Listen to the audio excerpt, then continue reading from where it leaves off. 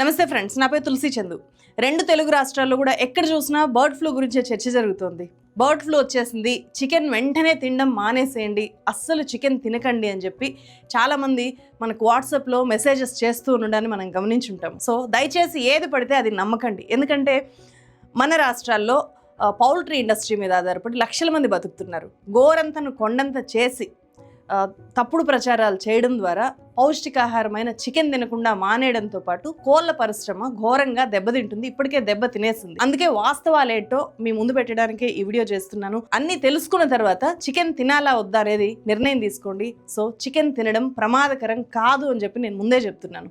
ఇక అసలు విషయంలోకి వెళ్తే నిజమే బర్డ్ ఫ్లూ వచ్చింది.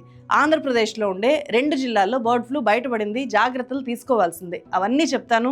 ఇది చాలా చాలా ఇంపార్టెంట్ వీడియో. ఈ సమాచారం ఎక్కువ మందికి చేరాలి అంటే మీరు లైక్ చేయండి. మన ఛానల్ని సబ్స్క్రైబ్ చేయకపోతే ఖచ్చితంగా సబ్స్క్రైబ్ చేయండి. ఆంధ్రప్రదేశ్, గోదావరి జిల్లాలు పౌల్ట్రీ ఇండస్ట్రీకి చాలా ఫేమస్ ప్రధాన కేంద్రాలు. తూర్పు గోదావరి, పశ్చిమ గోదావరి, అంబేద్కర్ కోనసీమ, కాకినాడ, ఏలూరు జిల్లాల్లో కోళ్ల పరిశ్రమ చాలా ఎక్కువగా విస్తరించింది. వేలాది మంది పౌల్ట్రీ ఇండస్ట్రీ మీద ఆధారపడి బతుకుతున్నారు. ఈ జిల్లాల్లో 350 దాకా పౌల్ట్రీ ఫార్మ్స్ ఉన్నాయి. వాటిలో 3 కోట్ల వరకు కోళ్లను అన్ని సీజన్స్లో పెంచుతూ ఉంటారు. ఒక్క రోజులో ఈ ప్రాంతాల్లో 2.5 కోట్ల ఎగ్స్ ప్రొడ్యూస్ అవుతాయి. దేశంలో ఉండే అనేక రాష్ట్రాలకు ఇక్కడున్న పౌల్ట్రీ ఫార్మ్స్ నుంచి ఎగ్స్, కోళ్లు సరఫరా అవుతూ ఉంటాయి. ఒడిశా, బీహారు, పశ్చిమ బెంగాల్, అస్సాం రాష్ట్రాలకు కూడా గోదావరి నుంచి కోళ్లు, గుడ్లు వెళ్తూ ఉంటాయి. అలాంటి ఇక్కడున్న కోళ్ల ఫార్మ్స్లోనే ఇప్పుడు బర్డ్ ఫ్లూ బయటపడింది. తూర్పుగోదావరి జిల్లా కానూరు కోళ్ల ఫారాల్లో కొన్ని కోళ్లు చనిపోవడం అనేది నెల రోజుల ముందు నుంచి మొదలైంది. అంటే జనవరి మొదట్లో నుంచే కోళ్లు చనిపోతూ వస్తున్నాయి. తర్వాత పశ్చిమ గోదావరి జిల్లాలో కూడా ఇలాగే వేలాది కోళ్లు అక్కడుండే కోల్ ఫార్మ్స్లో చనిపోయాయి. ఏలూరులో కూడా ఇలాంటివే జరిగాయి. ఇలా లక్షల కోళ్లు చనిపోయాయి. దీంతో యానిమల్ హస్బెండరీ అధికారులు ఈ పౌల్ట్రీ ఫార్మ్స్ని చెక్ చేశారు. ఏ ఫార్మ్స్లో కోళ్లు చనిపోయాయో అక్కడికి వెళ్ళి శాంపిల్స్ని కలెక్ట్ చేశారు. ఆ శాంపిల్స్ను మధ్యప్రదేశ్ భోపాల్లో ఉండే national institute of high security animal diseases సంస్థకు పంపించారు. చనిపోయిన బర్డ్స్ అన్నిటిని కూడా నీట్ గా ప్యాక్ చేసి కంప్లీట్ గా ఇవన్నీ కూడా ఇక్కడ నుంచి భోపాల్ తీసుకెళ్తామండి. అక్కడ నేషనల్ సెక్యూరిటీ వింగ్ ఉంటుందండి కంప్లీట్ గా. ఈ శాంపిల్స్ ని టెస్ట్ చేసిన తర్వాత పశ్చిమ గోదావరి జిల్లా తణుకు మండలం వేల్పూరు, అలాగే తూర్పు గోదావరి జిల్లా పెరవలి మండలము కానూరు అగ్రహారం అంటారు, అక్కడ సేకరించిన శాంపిల్స్లో పాజిటివ్ వచ్చింది. అంటే అక్కడ బర్డ్ ఫ్లూ ఉంది అని చెప్పి ఐడెంటిఫై అయింది. అక్కడున్న కోళ్లలో highly pathogenic avian influenza HPAI అంటారు, అదే బర్డ్ ఫ్లూగా పిలుస్తారు. ఈ బర్డ్ ఫ్లూనే కారణము అని చెప్పి నిర్ధారించారు. దీంతో తూర్పుగోదావరి జిల్లా కానూరు, పశ్చిమ గోదావరి జిల్లా వేల్పూర్లో బర్డ్ ఫ్లూ వ్యాపించింది అని చెప్పి నిర్ధారించారు.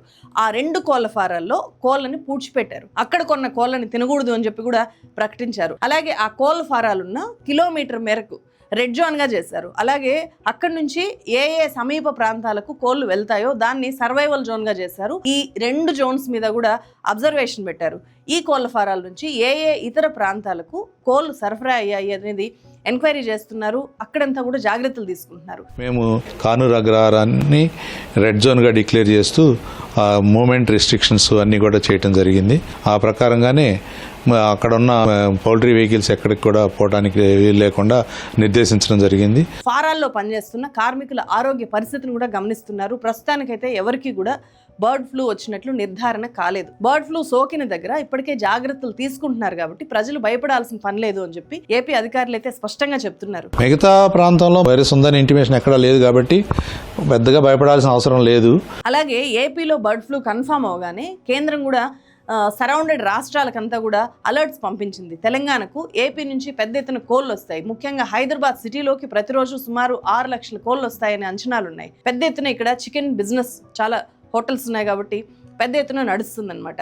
సో దీంతో ఏపీ నుంచి వచ్చే పౌల్ట్రీ వెహికల్స్ తెలంగాణలోకి రాకుండా ఇక్కడుండే అధికారులు జాగ్రత్తలు తీసుకుంటున్నారు. బార్డర్స్లోనే అవి కోళ్లతో వచ్చినా లేకపోతే కోడి పిల్లలతో వచ్చినా కూడా వాటిని తిప్పి పంపేస్తున్నారు. తెలంగాణలో ఉండే పౌల్ట్రీ ఫారాల్లో ఈ వైరస్ ఎట్టి పరిస్థితుల్లోనూ స్ప్రెడ్ అవ్వకుండా బయోసెక్యూరిటీ మెజర్స్ తీసుకుంటున్నారు. తెలంగాణలో ఎక్కడైనా సరే కోళ్లు చనిపోతే ఆ సమాచారం వెంటనే ఇవ్వాలి అని చెప్పి, అలాగే వాటిని ప్రాపర్గా చనిపోయిన కోళ్ళని ప్రాపర్గా డిస్పోజ్ చేయాలి అని చెప్పి బర్డ్ ఫ్లూ మీద పౌల్ట్రీ రైతులకు, వ్యాపారులకు, ప్రజలకు అవగాహన కల్పించాలి అని చెప్పి అన్ని జిల్లాల కలెక్టర్లకు తెలంగాణ గవర్నమెంట్ ఆదేశాలు జారీ చేసింది. అంతేగాని చికెన్ తినకండి అని చెప్పి గవర్నమెంట్ ఎక్కడా కూడా చెప్పలేదు. ఆ ప్రకటన ఒకసారి చూడండి మీరు కూడా. ఏపీలో బర్డ్ ఫ్లూ కన్ఫర్మ్ అయింది అని చెప్పి తెలియగానే వాట్సాప్లో చాలా వేగంగా మిస్లీడింగ్ ఇన్ఫర్మేషన్ స్ప్రెడ్ అయిపోయింది.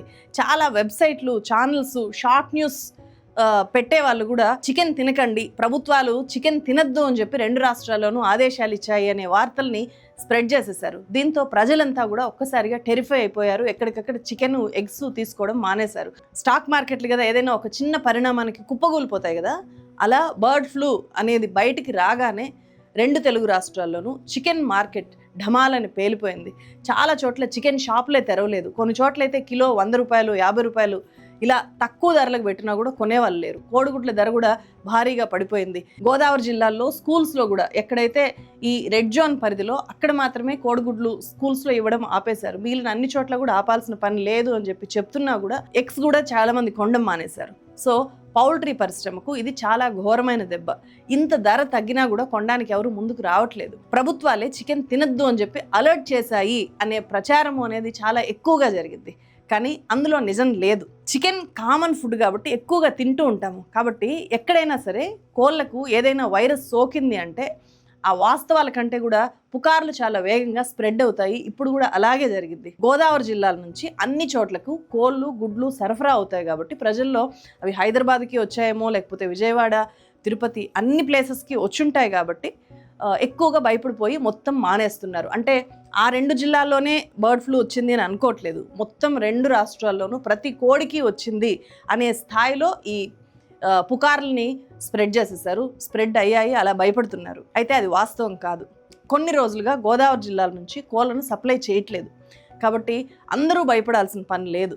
కానీ బర్డ్ ఫ్లూ పట్ల అప్రమత్తంగా ఉండడము, బర్డ్ ఫ్లూ గురించి తెలుసుకోవడం అనేది చాలా అవసరం. అది మాత్రం చేయాలి. జనరల్గా ఈ వ్యాధి ఎక్కడో ఉండి చికెన్ తినే వాళ్ళకంటే కూడా ఆ కోళ్ళ ఫారాల్లో పనిచేసే వాళ్ళకే ఎక్కువ సోకే అవకాశం ఉంది. ఆ కోళ్ళకి మేత, దానా వేసే వాళ్ళకి ఎక్కువగా వచ్చే అవకాశం ఉంది. అయితే బర్డ్ ఫ్లూ గురించి తెలుసుకోవాల్సింది ఏంటంటే, బర్డ్ ఫ్లూ అనేది ఒక మనిషి నుంచి ఇంకో మనిషికి స్ప్రెడ్ అవ్వదు. ఎట్టి పరిస్థితుల్లోనూ స్ప్రెడ్ అవ్వదు. 1 to 1 వ్యాధి సోకిన కోళ్ళ నుంచి మాత్రమే స్ప్రెడ్ అవుతుంది. కానీ మనిషి నుంచి మనిషికి స్ప్రెడ్ అవ్వదు. కరోనా మనిషి నుంచి మనిషికి స్ప్రెడ్ అవుతుంది, ఇదే అలా అవ్వదు. ఇది చాలా రిలీఫ్ నిజానికి. అలాగే వండిన చికెన్ ద్వారా బర్డ్ ఫ్లూ ఎట్టి పరిస్థితుల్లోనూ రాదు. చికెన్ తినడం ద్వారా కూడా రాదు. ఇది గుర్తుపెట్టుకోండి. హోటల్స్లోనో ఇంట్లోనో చికెన్ తింటే బర్డ్ ఫ్లూ రాదు. ఎలా వస్తుంది బర్డ్ ఫ్లూ అంటే, వాటి నుంచి వచ్చే విసర్జితాలు, స్రవాలు ఉంటాయి కదా, ఆ స్రవాలు అలాగే వాటి మలము, వాటి స్రవాల నుంచి ఈ వ్యాధి సోకే అవకాశం ఉంది. అంతే తప్ప మాంసం తినడం ద్వారా బర్డ్ ఫ్లూ రాదు. అయితే మాంసానికి స్రవాలు అంటుకుంటే అది మనకు సోకకుండా మనం జాగ్రత్తలు తీసుకోవాలి. సింపుల్. చికెన్ వండడానికంటే ముందు కటింగ్ విషయంలో కానీ, క్లీనింగ్ చేసేటప్పుడు కానీ డైరెక్ట్గా చేతులతో తాకకుండా జాగ్రత్తలు తీసుకోవచ్చు. చేతికి ఖచ్చితంగా గ్లౌజెస్ వేసుకోవాలి. చికెన్ షాపుల్లో పనిచేసే వాళ్ళు కూడా ఈ జాగ్రత్తలు ఇంకా ఎక్కువగా తీసుకోవాలి. చేతులతో డైరెక్ట్గా పట్టుకోకుండా వాళ్ళు ఖచ్చితంగా గ్లౌజెస్ యూజ్ చేయాలి. సో చేతులతో పట్టుకోవడాన్ని అవాయిడ్ చేసి మనం వండేటప్పుడు కూడా అలాంటి జాగ్రత్తలు తీసుకోవాలి. హై హీట్ మీద వండుతాం కాబట్టి వైరస్ ఖచ్చితంగా చచ్చిపోతుంది. ఒకవేళ చేతులతో ముట్టుకుంటే మళ్ళీ అదే చేతులతో మనము చికెన్ శుభ్రం చేస్తాము, మళ్ళీ ఉప్పు లేకపోతే ఇంకేవో పసుపు అన్నీ ఆ డబ్బాలన్నీ కూడా తాకుతూ ఉంటాము. అలా చేయకూడదు. మసాలా డబ్బాలు అవన్నీ కూడా తాకుతూ ఉంటాము, వంట పాత్రలు తాకుతూ ఉంటాము. అలాగే ముక్కు తుడుచుకోవడము, చెమటలు తుడుచుకోవడము, నోట్లో చేయి పెట్టుకోవడము, ఇలాంటివి కూడా ఖచ్చితంగా చేయకూడదు చికెన్ శుభ్రం చేసేటప్పుడు. బర్డ్ ఫ్లూ వచ్చినప్పుడే కాదు, ఎప్పుడు చికెన్ శుభ్రం చేసినా కూడా ఈ జాగ్రత్తలు తీసుకోవాలి. ఇప్పుడు ఇంకా ఎక్కువగా తీసుకోవాలి, మస్ట్గా తీసుకోవాలి. అలాగే చికెన్ శుభ్రం చేసిన తర్వాత చేతులు బాగా నురగ వచ్చేలాగా సోప్ వాటర్తో బాగా శుభ్రం చేసుకోవాలి. ఇక చికెన్ను చాలా వేడి మీద వండుతాం కాబట్టి వైరస్ ఆ వేడికి చచ్చిపోతుంది అని చెప్పాను కదా. సో ఇక్కడ చికెన్ తింటే డేంజర్ కాదు, పచ్చి చికెన్ని డైరెక్ట్గా పట్టుకోవడం అనేది కొంచెం ప్రమాదకరం. కాబట్టి చికెన్ తినడం వల్ల బర్డ్ ఫ్లూ రాదు అనేదాన్ని మీరు తెలుసుకోండి. ఎక్కువ మందికి ఇది తెలియజేయండి. సో పుకార్లని అస్సలు నమ్మకండి. జాగ్రత్తలు మాత్రం తీసుకోవడం ముఖ్యం. జాగ్రత్తలు సరే, అసలు ఈ బర్డ్ ఫ్లూ ఏపీలో కోళ్ళకి ఎలా వచ్చింది, ఇది కూడా ఇంపార్టెంట్ కదా. ఈ బర్డ్ ఫ్లూ ఎందుకు వచ్చింది అనేది ఖచ్చితంగా ఇందుకే అని చెప్పి ఇప్పటిదాకా నిర్ధారణ కాలేదు. కానీ సాధారణంగా అయితే వివిధ దేశాల నుంచి వచ్చే వలస పక్షుల్లో ఈ వైరస్ ఉంటుంది. వాటి రెట్టల ద్వారా మల విసర్జన చేసినప్పుడు దాని ద్వారా స్ప్రెడ్ అవుతుంది అని చెప్పి చెప్తున్నారు. అంటే ఆ పక్షులు రెట్టలు వేసినప్పుడు అవి వాటర్ బాడీస్లో కలిసి ఆ వాటర్ పౌల్ట్రీలకు ఒకవేళ వాడి ఉంటే అలా వచ్చే ఛాన్స్ ఉంది అని చెప్తున్నారు. అలాగే అలా రాగానే వైరస్ వచ్చేది నవంబర్, డిసెంబర్, జనవరి నెలల్లో ఉష్ణోగ్రతలు తక్కువగా ఉంటాయి కాబట్టి వైరస్ ప్రభావం పెరిగి కొన్ని చోట్ల వైరస్ ప్రభావం చూపించింది. అక్కడ వైరస్ ప్రభావం వల్ల కోళ్ళు చనిపోతే వాటిని పూడ్చిపెట్టకుండా అలా బయట ఎక్కడో పడేయడం వల్ల ఆ వైరస్ ఒక చోట నుంచి ఇంకొక చోటికి స్ప్రెడ్ అయ్యి మిగతా కోళ్ళ ఫారాలకి అక్కడ ఉండే కోళ్ళకు కూడా వచ్చి ఉండొచ్చు అని అంటున్నారు. ఉష్ణోగ్రతలు 32 నుంచి 34 డిగ్రీల మధ్య ఉంటే కనుక ఈ వైరస్ జీవించదు, చచ్చిపోతుంది. సో ఇప్పుడు ఏపీలో ఉష్ణోగ్రతలు పెరుగుతూ ఉన్నాయి. అప్పుడే మనకు సమ్మర్ హీట్ తగులుతోంది. 34 డిగ్రీల కంటే చాలా ఎక్కువగానే ఇప్పుడు ఉష్ణోగ్రతలు నమోదవుతున్నాయి. కాబట్టి ఈ వైరస్ స్ప్రెడ్ అయ్యే అవకాశం పెద్దగా ఉండదు, భయపడాల్సిన పని లేదు అని చెప్పి డాక్టర్స్ కానీ, యానిమల్ హస్బెండరీ డిపార్ట్మెంట్ అధికారులు కానీ, గవర్నమెంట్ కానీ చెప్తోంది. సో బర్డ్ ఫ్లూ అంటే ఏదో కొత్త పదమో లేదా కొత్త తరహా జబ్బు అని చాలామంది అనుకుంటారు. ఇదేమీ కొత్తది కాదు, ఎప్పటి నుంచో ఉన్నదే. ఫ్లూ అంటే ఒక రకమైన జ్వరము. ఇది ముఖ్యంగా కోళ్లకు, బాతులకు, ఇతర పక్షులకు వస్తూ ఉంటుంది. పక్షుల నుంచి మనుషులకు వస్తుంది కాబట్టి బర్డ్ ఫ్లూ అంటున్నారు. జనరల్గా జంతువులకు వచ్చే జబ్బులు మనుషులకు సోకవు, కానీ ఈ బర్డ్ ఫ్లూ మాత్రం పక్షులతో పాటు మనుషులకు సోకుతుంది. బర్డ్స్ నుంచి వచ్చేది కాబట్టి మనం బర్డ్ ఫ్లూ అంటున్నాం, కానీ మెడికల్ టెర్మినాలజీలో ఈ వ్యాధిని ఏవియన్ ఇన్ఫ్లుయెన్జా అంటారు. అయితే సైన్స్ ఇంతగా డెవలప్ అయిన ఈ రోజుల్లో కూడా బర్డ్ ఫ్లూ గురించి ఎందుకు ఇంత టెరిఫై అయిపోతున్నాము, ఎందుకు ఇంత భయపడుతున్నాము అంటే ఈ వైరస్కి ఇప్పటికీ కూడా సరైన వ్యాక్సిన్ లేదు.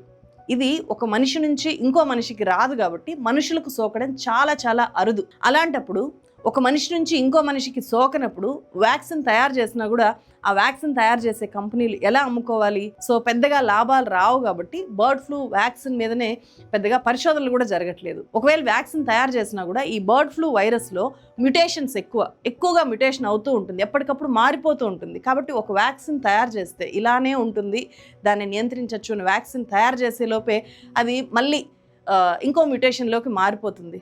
కాబట్టి వ్యాక్సిన్ తయారు చేయాలి అంటే చాలా కష్టం కూడా. అందుకే వ్యాక్సిన్ తయారు చేయలేని పరిస్థితులు ఉన్నాయి. అయితే చైనాలో మాత్రము లోకల్గా అక్కడుండే బర్డ్ ఫ్లూకి వ్యాక్సిన్ని వాళ్ళు డెవలప్ చేసుకున్నారు అని చెప్పి కొన్ని రిపోర్ట్స్ ఉన్నాయి. ప్రస్తుతానికైతే కొన్ని యాంటీవైరస్ మందులు అందుబాటులో ఉన్నాయి బర్డ్ ఫ్లూకి. అయితే ఆ మందులు కూడా చాలా కాస్ట్లీగా ఉన్నాయి. ముఖ్యంగా భయపడాల్సిన పని లేదు, జాగ్రత్తలు అయితే తీసుకుందాము, అంతేగాని అనవసరంగా చికెన్ తినడం మానేయాల్సిన పని లేదు. పిల్లలకి రోజు ఎగ్స్ పెడుతుంటే వాటిని ఉన్నపలంగా ఆపేయాల్సిన పని లేదు. మాంసము, గుడ్లు వండేటప్పుడు గ్లౌజెస్ వేసుకోవడము, శుభ్రంగా వండుకోవడము, క్లీనింగ్ అప్పుడు జాగ్రత్తలు తీసుకోవడము, ఇలాంటి జాగ్రత్తలు తీసుకుంటే సరిపోతుంది. పుకార్లకు చెక్ పెట్టడానికి ఈ వీడియోని ఎక్కువ మందికి షేర్ చేయండి. మరో వీడియోతో మళ్ళీ కలుస్తాను. Thank you so much.